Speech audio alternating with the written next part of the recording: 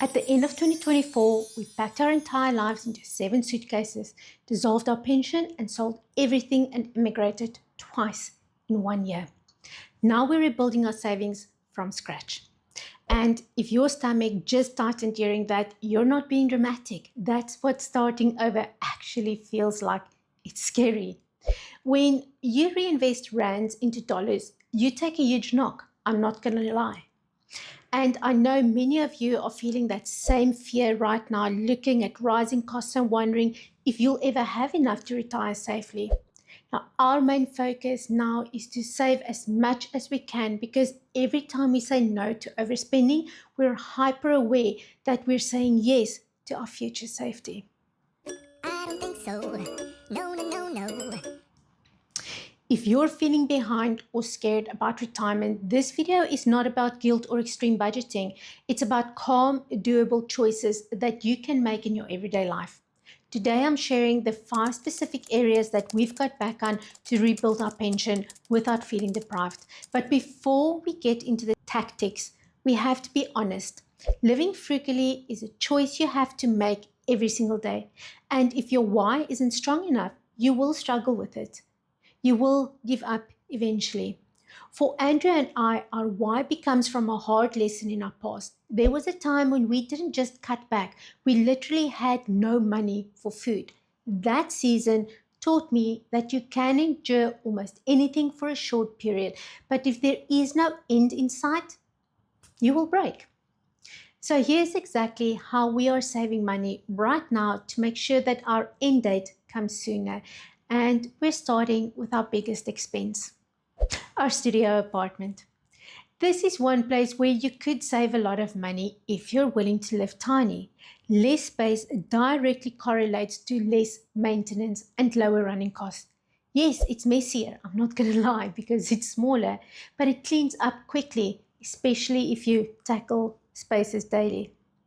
We just signed our lease again to extend living here, and the money we're saving we will put towards our pension fund. Andrew didn't want to do it for another year. He feels like he's not where he should be at his age, almost like he's failing. But the reality is that we don't have friends in Dubai, so we have no need for more space to entertain. And we spend time together when he's off, so we're always in the same room. Logically, it just makes sense to extend the lease for another year. Now, I really miss having a dog, so we might look at something different next time, but only time will tell. This is always the hardest one for all of us, not because it costs the most, but because it touches our identity, where we live, right? Next, choosing to cook from home. Because we're planning what to eat on specific days, we avoid food waste. We stick to simple proteins and basics. For example, instead of buying expensive cuts, we've mastered a roast chicken that costs us almost nothing per serving, and we can have multiple meals. This shift alone cuts our grocery bill in half compared to dining out. Also, eating similar foods on rotation will help to keep the budget intact. Now, I recently made a video that you can find in the January playlist of my channel that shares the simple menu rotation that I use. I invite you to go and watch that if you're interested. Once our meals were simpler, we noticed that food wasn't the problem anymore, but everything else was. And that's what led to the third area we had to look at: online app subscriptions. This one is tricky because being a YouTuber, you do use some apps to help you create a professional experience, but being strategic about the ones that I use and paying annually instead of monthly does save some money. Unfortunately, I cannot go without the apps that I currently have. We don't have a streaming app, and Andrew has Spotify because he loves music, and because that was our agreement when I got rid of all his CDs many moons ago.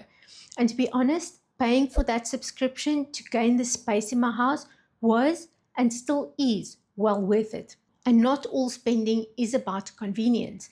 Some of it is about how we see ourselves. So clothes are the next place that we look at not spending too much. I've minimized my wardrobe to a point where I only replace clothes. So for every time that I bring something into my closet, I remove something. Lately, I'm very tempted to buy clothes that I don't need because dressing yourself in Dubai looks different than what it did in South Africa. I also lost a bit of weight, so some of my clothes sits very loosely. And I did allow myself to buy a few winter items because I left everything behind in South Africa. If we had stayed in the Cayman, I don't think I would ever have needed warm clothes again. But it's now winter in Dubai, and a light jersey is quite nice early mornings and after dark. And this is where frugal living can get misunderstood. It's not about neglecting yourself. For me, that meant being very intentional about how I care for myself. Next up, my beauty routine.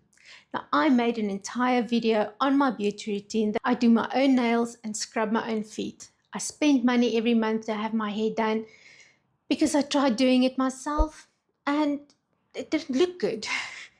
And being almost 50, I think that your hair, feet, and nails are the places that can age you if you don't take care of them. I've put together a check sheet for my frugal beauty routine that fits into small pockets of time and into almost any budget. You are welcome to download it for free if you feel like it. One thing I've learned is that whatever works for your budget today might not work in 6 months. And it's not you failing, it's just life happening. Frugal living isn't something you perfect, it's something you revisit as life changes. Now, those gentle check-ins is what we do, it's what I do inside the Simple Shift community, which is my private community. It's a space where women can look at their own lives at their own pace without pressure or overwhelm. The link is in the description if you want to walk that road with us. And if you're sitting there feeling like it might be too late to fix things, I invite you to go and watch this video next. It's the full story of how Andrew and I crawled out of financial rock bottom when everything felt completely hopeless. I hope to meet you there. So remember, you can fall in love with your life again. Until next time, bye.